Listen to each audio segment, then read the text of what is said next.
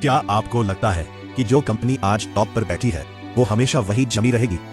अरे नहीं भाई, 2025 ने इस वहम का तो कचरा कर दिया है। एक ऐसी कंपनी जो कल तक तीसरे नंबर के लिए हाथ पैर मार रही थी, उसने अचानक ऐसी लंबी छलांग लगाई कि नमस्ते दोस्तों, 2025 का खेल अब खत्म हो चुका है। और अगर मैं एकदम सीधे लफ्जों में कहूं तो भारतीय गाड़ियों के इतिहास में शायद ही किसी साल ने इतना गदर मचाया होगा। ये साल सिर्फ गाड़ियां बेचने का नहीं था, बल्कि ये साल था तख्त और ताज पलटन। सबसे पहले बात करते हैं उस कंपनी की जो इस लिस्ट में 14 नंबर पर अटकी है। ये वो ब्रांड है जिसकी गाड़ियां एकदम फौलाद है, लोहा है, लेकिन बिक्री के मामले में इनकी हवा निकल रही है। जी हाँ, मैं बात कर रहा हूँ जीप की।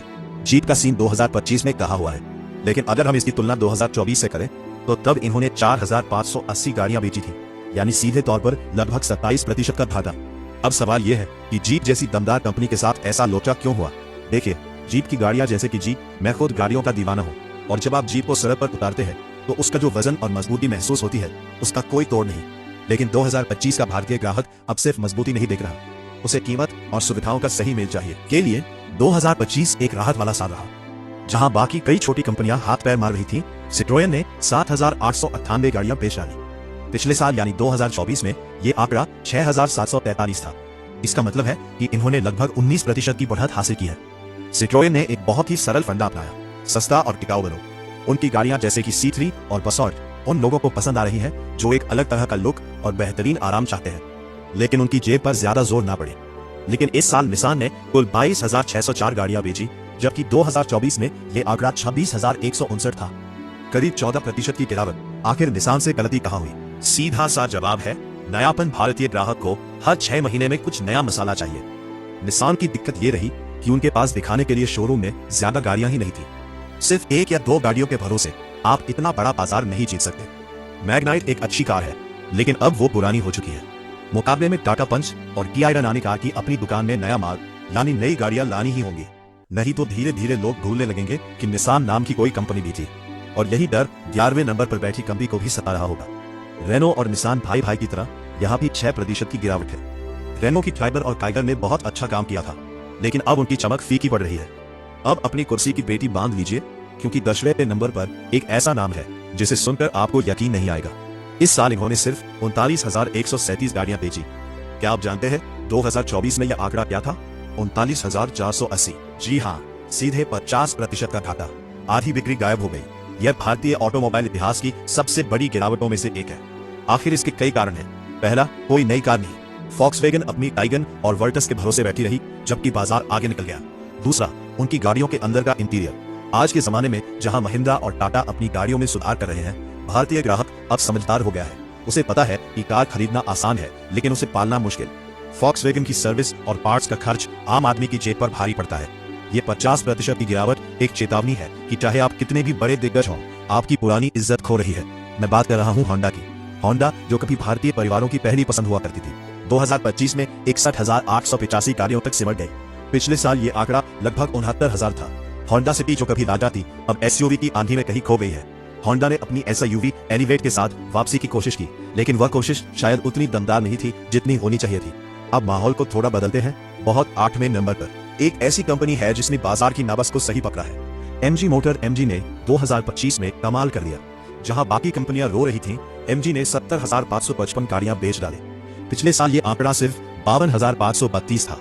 34% की जबरदस्त बढ़त। ये कैसा श्रेय जाता है उनकी नई सोच को। MG ने समझ लिया कि भविष्य बिजली का है और तकनीक का है। उनकी नई इलेक्ट्रिक गाड़ियां, खासतौर पर विंसर EV ने बाजार में धूम मचा दी।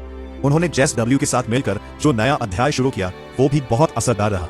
उनकी गाड़ियों में भर भर के फीचर मिलते हैं, बड़ी स्क्रीन, इंटरनेट और ऐसी सुविधाएं जो पहले सिर्फ महंगी गाड़ियों में मिलती थी।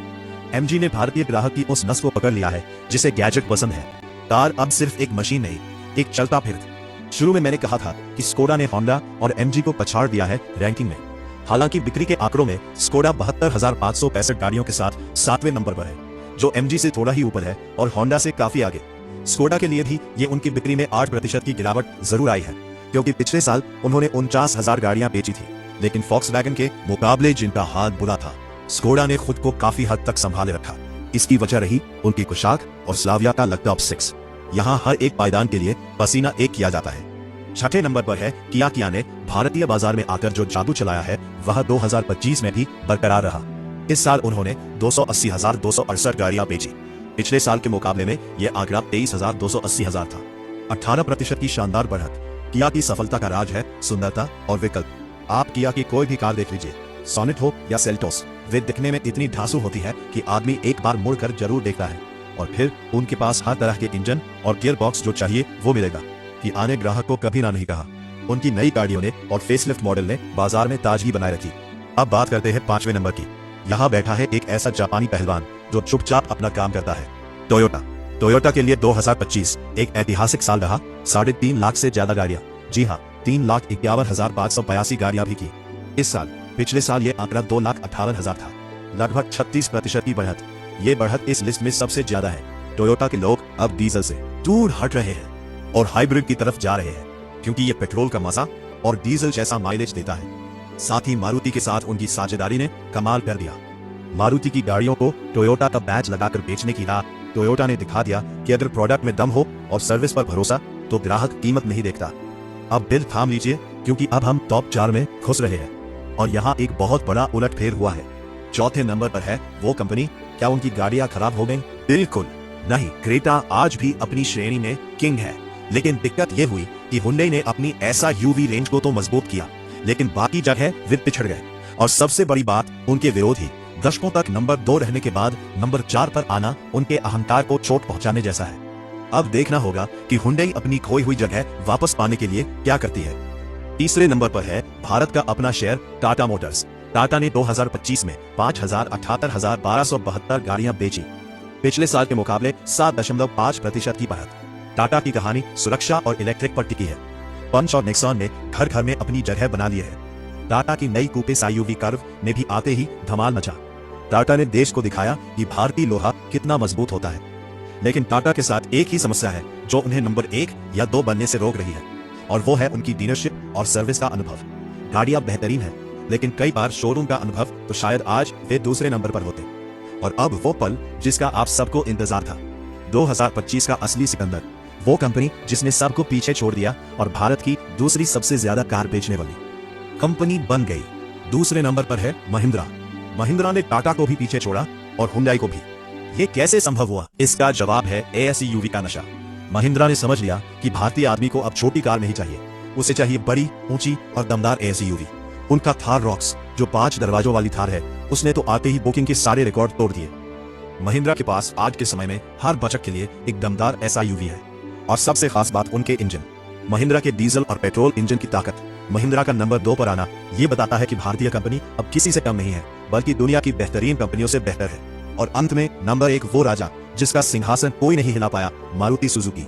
मारुति सुजुकी ने 2025 में फिर साबित कर दी। पिछले साल 16,40,000 गाड़ियां थी। 10% की बढ़त मारुति की सफलता का राज है। हर किसी के लिए कुछ न कुछ। एक तरफ ऑल्टो और वैगनार जैसी सस्ती गाड़ियां, तो दूसरी तरफ ब्रेजा, ग्रैंड विटारा और फ्रॉक्स जैसी प्रीमियम गाड़ियां। उन्होंने CNG पर बहुत जोर दिया, जो पेट्रोल की बढ़ती कीमतों के दौर में मध्यम वर्ग के लिए साथी बन गई। और उनकी नई गाड़ियों में अब सनरूफ, छा एयरबैग और 360 डिग्री कैमरा जैसे फीचर भी आने लगे हैं। ने दिखा दिया कि वे सिर्फ सर्विस नेटवर्क तो उनका ऐसा है कि आप लद्दाख चले जाएं या कन्याकुमारी, मारुति का मैकेनिक मिल ही जाएगा। यही भरोसा उन्हें नंबर 1 बनाए रखता है। तो दोस्तों, ये थी 2025 की पूरी कहानी। लेकिन यहाँ एक बड़ी समस्या है जिस पर हमें ध्यान देना होगा। रेनो, निसान और होंडा जैसी कंपनियां जो छोटी और मध्यम गाड़ियों पर निर्भर थी, वे नीचे जा रही है। ये एक चिंता का विषय है। क्या इसका मतलब ये है या भारत में पहली बार कार खरीदने वाला आम आदमी बाजार से गायब हो रहा है? या फिर हर कहीं फॉक्सवैगन और होंडा ने सिखाया कि अगर आप सुस्त पड़ गए तो बाजार आपको भूलने में एक पल नहीं लगाएगा। 2025 ने यह साफ कर दिया है कि ब्रांड का पुराना नाम अब नहीं चलता। आज का काम और आज की तकनीक ही